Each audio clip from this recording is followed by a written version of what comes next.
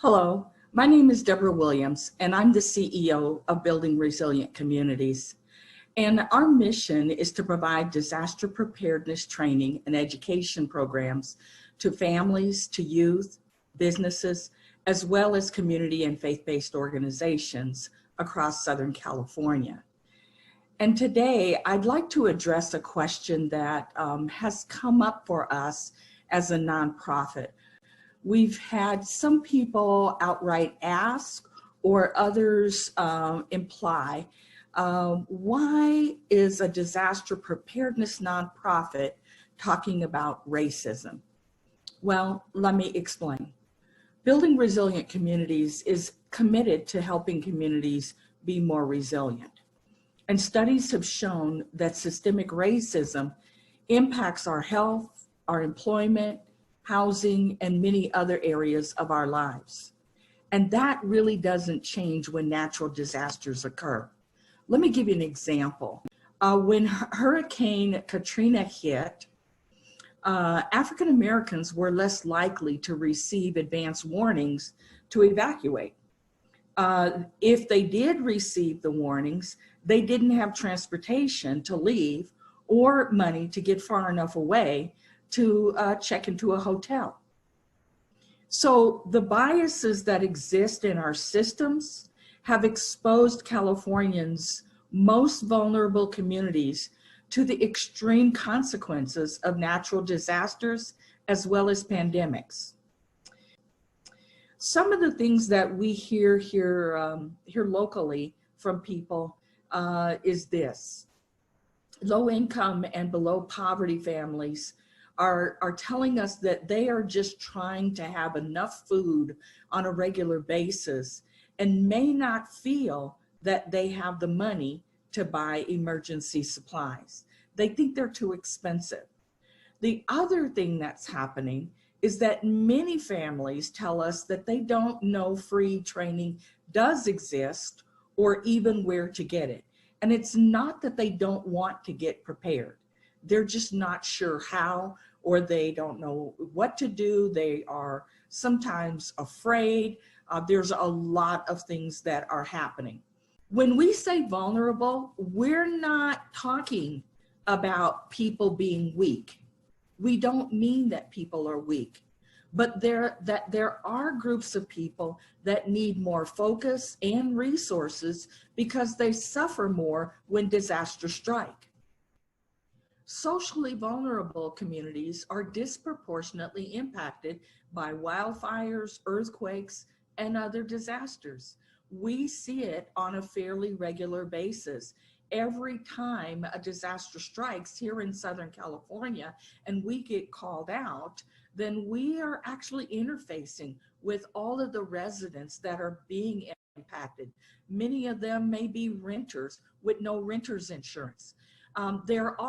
People are also often missing from preparedness activities and experience challenges accessing information. This difficulty of getting prepared affects their ability to deal with potential threats. Well, our commitment to serving vulnerable populations has led us to be selected as one of the partners across the state carrying out the Listos California for All campaign. Listos California actually exists to address these discrepancies through culturally competent and accessible disaster preparedness. So what is Listos California for All?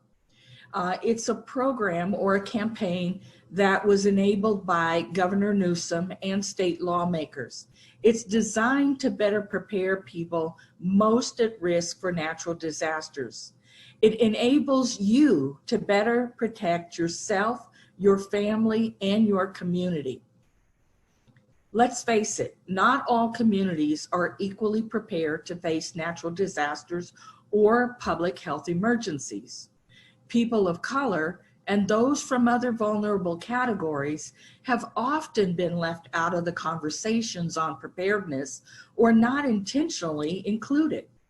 The state of California acknowledged that the urgent need for filling these problematic gaps when it created Listos California. That's what it is designed to do. We see that there have been a dramatic uptick in disasters. Think about it. Prior to 2002, disasters averaged between 0 to 5 per year. Since then, we have seen jumps of up to 30 federally declared disasters in one single year. That has not been heard of in history until now.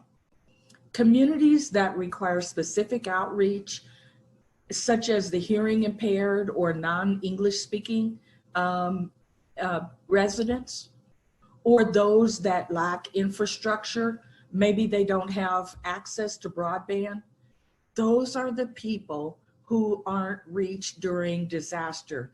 And that makes them more vulnerable and deprives them of crucial information.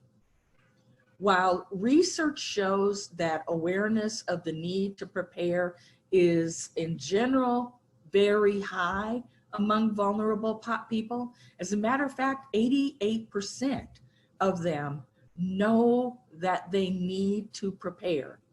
But many feel that preparing is scary, expensive, and time-consuming. So research also suggests that people living on a very fixed income have done fewer preparedness tasks than others. These are the people we are trying to help. Just as disasters know no boundaries, being informed about the steps to take in order to be prepared shouldn't either. We are advancing a new path forward in how state and local partners can effectively engage communities and ensure their resilience. Communities of color and other vulnerable populations pay too high a price when disasters strike. And given the uptick in disasters, local communities can no longer afford to be unprepared, nor bear the burden of economic loss or human fatalities that comes from a lack of simple preparedness. Pew Research, in collaboration with Colorado University of Boulder and with data collected from FEMA, found that for every $1 spent on wildfire preparedness, $4 are saved in response and recovery. That is huge. The Veterans Administration found that individuals that lack disaster preparedness are at higher risk of experiencing long-term PTSD after an incident. We must do things different. And that's why building resilient communities is helping and talking about the systemic racism that is behind vulnerable populations not being prepared. We need to hold ourselves accountable. Governor Newsom recently responded to the demonstrations that have been taking place against inequality and police brutality. And here's what he said. The Black community is not responsible for what's happening in our country right now. We are. Our institutions are responsible. We are accountable. Listos California is part of that accountability process. Building resilient communities has decided to step up and to be a part of the solution. Another quote from the governor, he said it best when he said, "We have an obligation to reconcile the fact that our fate is tied to the fate of others." I want you to let that sink in for a minute. The fact that our fate is tied to the fate of others.